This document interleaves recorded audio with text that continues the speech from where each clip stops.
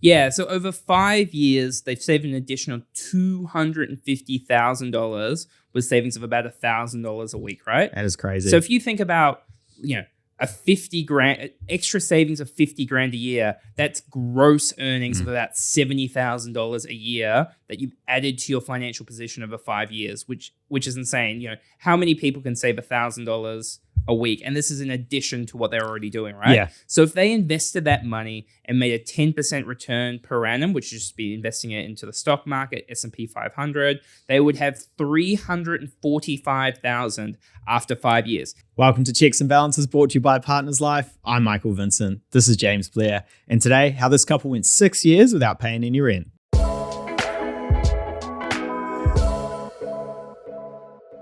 We're back in your life to talk about house sitting.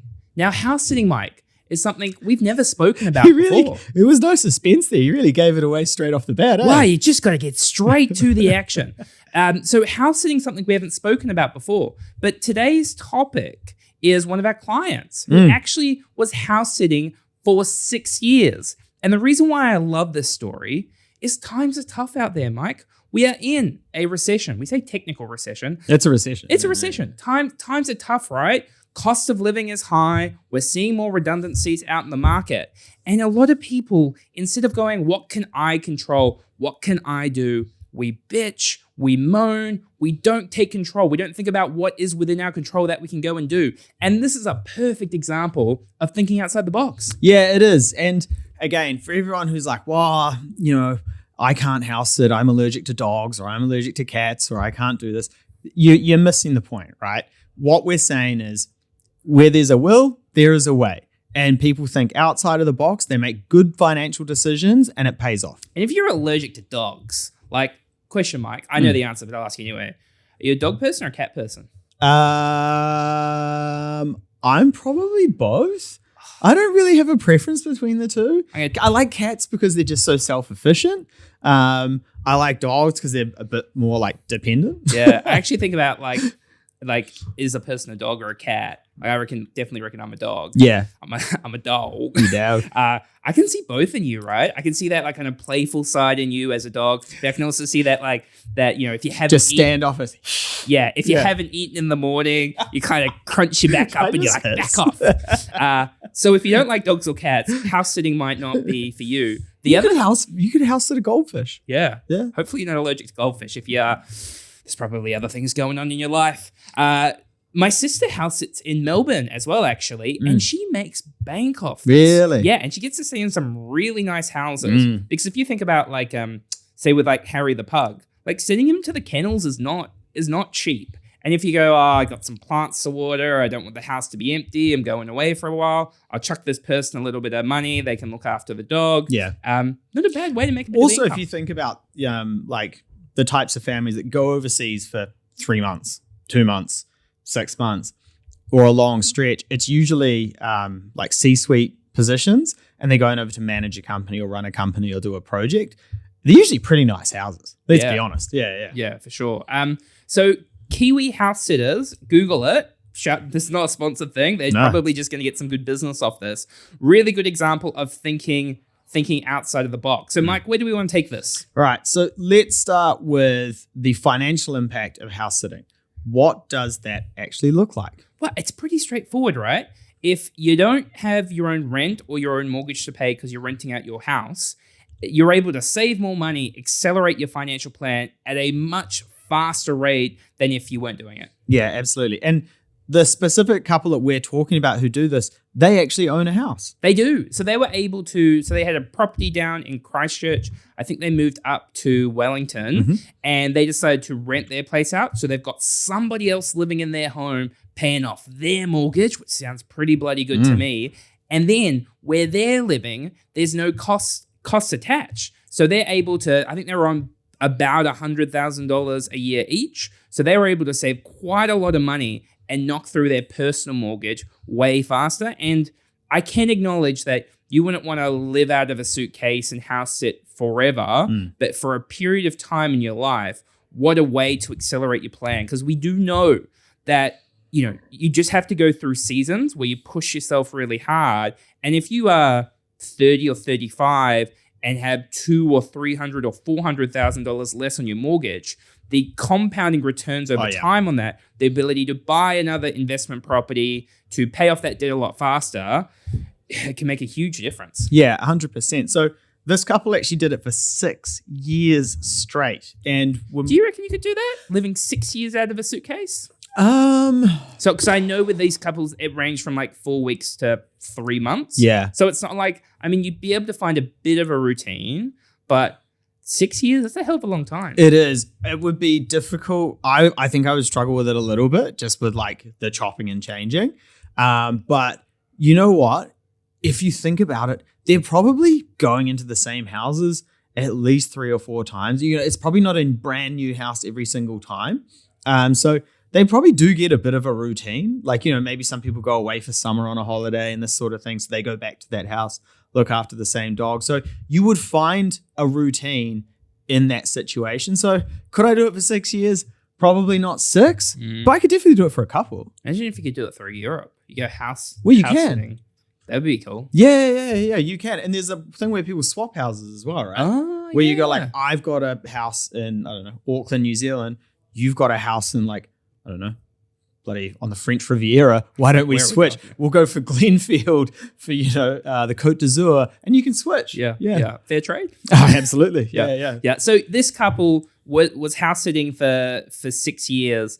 They are really into rugby. So I know one of the other big pieces for them was they used some of their savings to be able to go to the last couple of Rugby World Cups. Yep. Which, you know, life is not just about saving money, it's about investing it into experiences as well.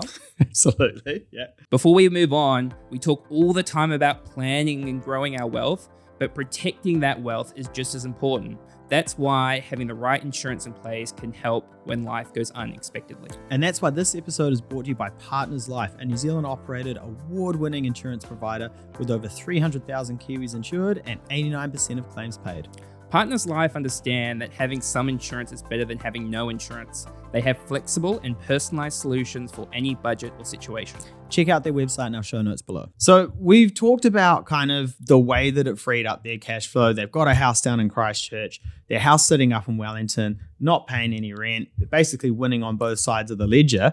Let's actually talk a little bit about their achievements with their savings though. So, you know, it's 5 to 6 years. What had they done with that time? Yeah, so over 5 years, they've saved an additional $250,000 with savings of about $1,000 a week, right? That is crazy. So if you think about, you know, a 50 grand, extra savings of 50 grand a year, that's gross earnings of about $70,000 a year that you've added to your financial position over 5 years, which is insane. You know, how many people can save $1,000 a week? And this is in addition to what they're already doing, right? Yeah. So if they invested that money and made a 10% return per annum, which would just be investing it into the stock market, S&P 500, they would have $345,000 after 5 years. Now you talk about how far that accelerates that plan, the options it gives them moving forward. They've saved that money, invested it, and then that's providing them with an asset that has grown and then the ability to take an income in the future. Yeah. When you look at it from that perspective, if you rephrase the question you asked me before, Mike, do you think you could do this for 5 years or 6 years? If you flipped it around and said, Mike, I'll give you $350,000 to change houses every 3 months for 5 years, would you do that? I'd probably say yeah. Yeah, that are nicer houses in your house. Yeah, absolutely. Yeah.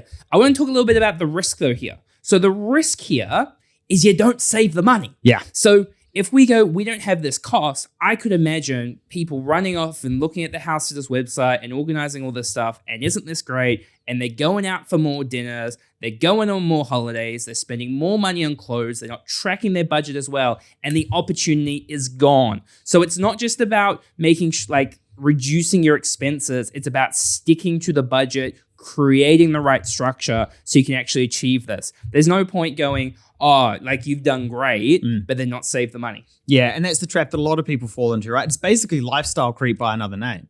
You know, all of a sudden you're getting this extra cash flow coming in. You've got a bit to spend. You're like, my obligations aren't so pertinent now because someone's taking care of that and I'm not paying for this. And you just blow all the cash, right? So I think it's really important when you are looking at these creative kind of financial ways to get ahead or do something a little bit different to try and, get a bit of an edge. you've really got to be disciplined with yourself and honest with yourself about how do I manage my money? What do I need to put in place here so that I'm doing the hard work and I'm not just blowing it all on the other side of the ledger? What percentage do you reckon of the average Kiwi would just blow the money?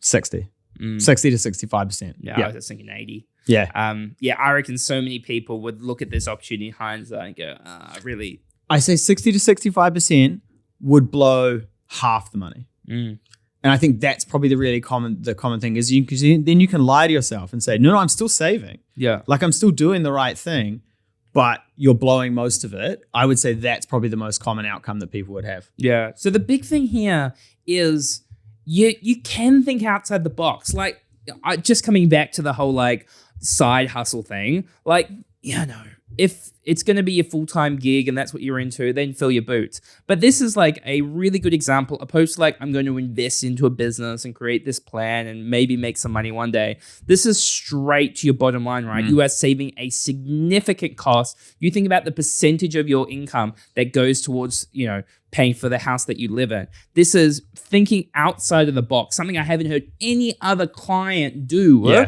to really look to get ahead. Yeah, 100%. And you look at the current environment as well, right? Like it's tough out there. We've got a cost of living crisis. We've got, an economic downturn, and they are thinking about how do I mitigate the situation? How do I put myself into a better situation? Yeah. So if you're thinking about this and you're thinking, I don't know if this is right for me. I like the idea of it. It sounds good. Have a chat to a financial advisor, have a chat to your mortgage broker, see what the possibilities are. Have a look at the Housesitters website. But again, you've got to be disciplined. Otherwise, it's all going to amount to nothing. Yeah. And if you've got a cool story like this, or somebody who's done something where it's a little bit outside of the box, I'd be super keen to hear about it, because this is just another example of like, in terms of checks and balances going, there is another way to get ahead. I don't just have to have like a huge salary and be like a day trader and flipping houses. It's something as simple as going, I'm going to rent out my house and I'm going to go find somewhere to live for free. Like how freaking good. Yeah, absolutely. And if you don't like dogs and you don't like cats and you're allergic to goldfish, you and your pet oyster can go shuck off. Put in the comments, are you a dog person or are you a cat person? I tell you what kind of person everybody is. A Partners Life person. Much love for sponsoring this episode. Please subscribe, review, like, and we'll catch you next time. Cheers.